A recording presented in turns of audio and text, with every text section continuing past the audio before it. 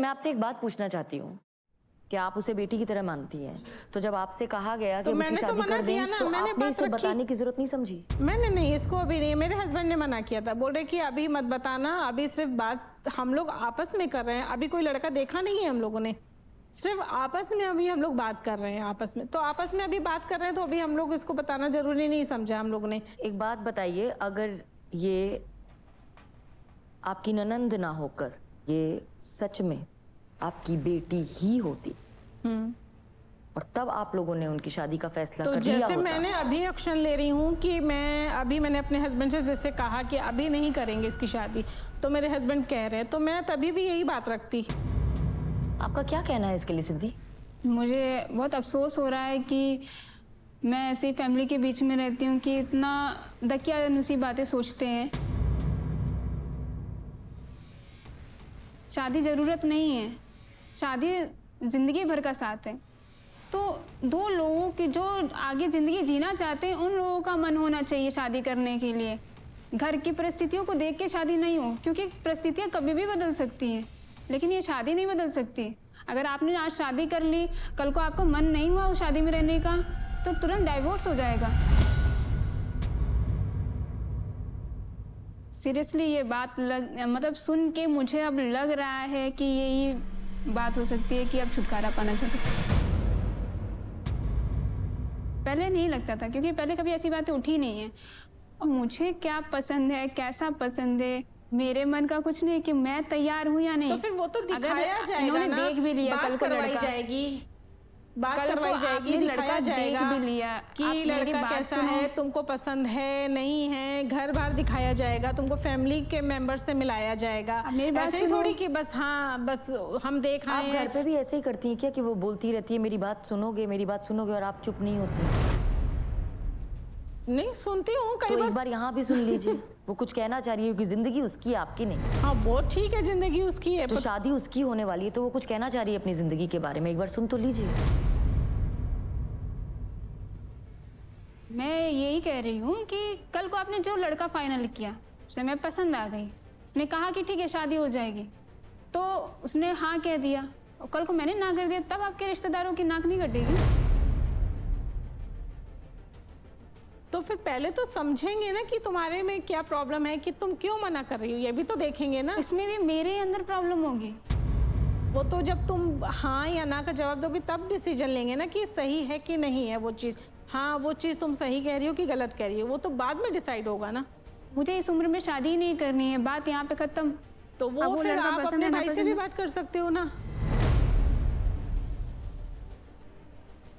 चलिए मान लिया कि आप लोगों ने लड़का दिखाया, इन्होंने मजबूरी में प्रेशर में आके हाँ भी कर दी, शादी कर भी ली, तो मुझे सिर्फ एक बात का जवाब दीजिए, खुदा न खास्ता आपका डर सच हो, ये अपने पैरों पे नहीं खड़ी है, इसे शादी के बाद नहीं पसंद आ रहा है फॉर वॉट एवर रीज़न, और ये उस दहलीज को पार करके वापस अपने घर की दहलीज में आना चाहती है, क्योंकि ये अपने पैरों पर नहीं खड़ी है, इसने अभी तक कमाया नहीं है, इसने अभी तक अपना घर बनाया नहीं है, तब आप क्या करेंगी? इसे वापस लेंगी अपने घर पे? नहीं।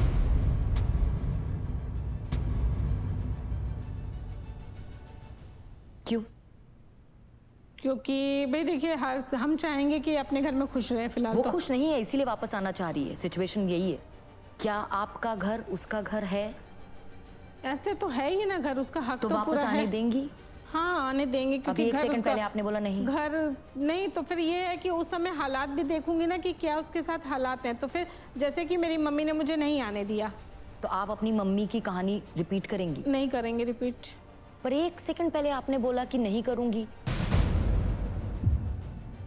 तो फिर हालात कभी कभी ऐसे आ जाते हैं कि समझना पड़ेगा ना मुझे, क्योंकि हम अपनी लड़की को तो नहीं ऐसे छोड़ सकते ना। पर आपने बहुत क्लियर ना बोला था, अभी 1 मिनट भी नहीं हुआ बोला था मैंने, तो 1 मिनट में आपने मन बदल लिया। बदलना पड़ेगा ना मन को, क्योंकि मन ऐसी चीज है, बदलना पड़ता है मन बार बार। पहला जवाब था ना जब मैंने पूछा क्या इसे वापस लेंगी, और आपने तपाक से कहा था नहीं। तो आपको लेना भी नहीं पड़ेगा, क्योंकि वो खुद नहीं वापस आना चाहेगी, क्योंकि वो ऑलरेडी ना अपने घर में बोझ फील करती है। आप सिर्फ एक सपोर्ट कर सकती हैं, मानसिक रूप से, और वो आपसे सिर्फ वही सपोर्ट चाहती है। जब वो फ्री माइंड से पढ़ना चाहती है तो उसे ये ना कहा जाए कि ये तौलिया यहाँ क्यों छोड़ दिया, क्योंकि अगर आपकी बेटी होती तो शायद प्यार से कोई बात नहीं बेटा होता है करके आपने उठा लिया होता।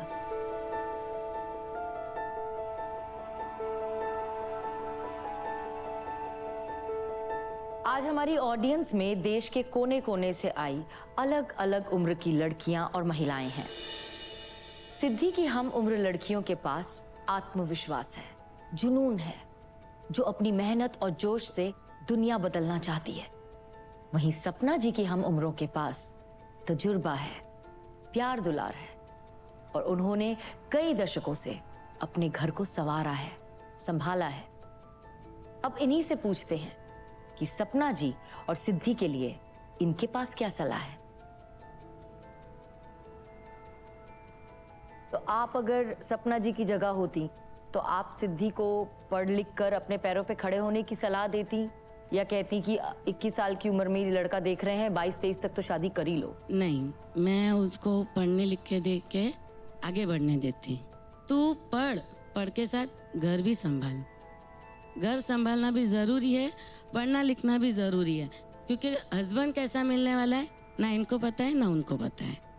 बेसिक काम कर सकता है हर कोई, वैसे ही इन्हें आना चाहिए, ये आप कह रही हैं। तो सिद्धि मैं आपसे पूछना चाहती हूँ, बेसिक खाना अगर बनाना पड़ा कल को तो बना लेंगी? हाँ, बना लूँगी। परिवार वालों के लिए काम करना पड़े तो कर सकती हैं? बिल्कुल कर लूँगी।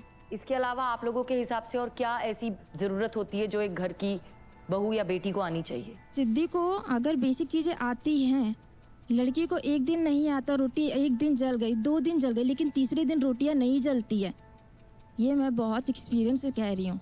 हम लोग अपनी रिस्पॉन्सिबिलिटी से भागते नहीं हैं, हम लोग अपनी लाइफ खुद बना सकते हैं।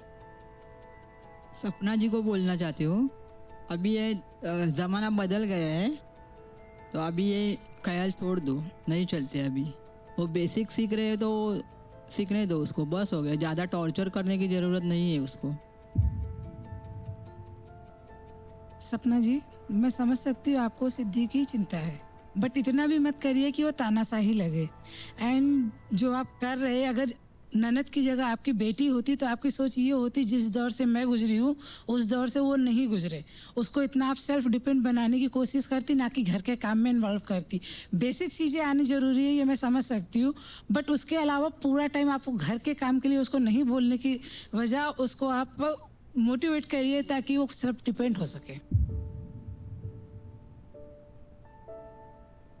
सपना जी, बात छोटी सी है, मैं मानती हूं आपका सपना टूटा,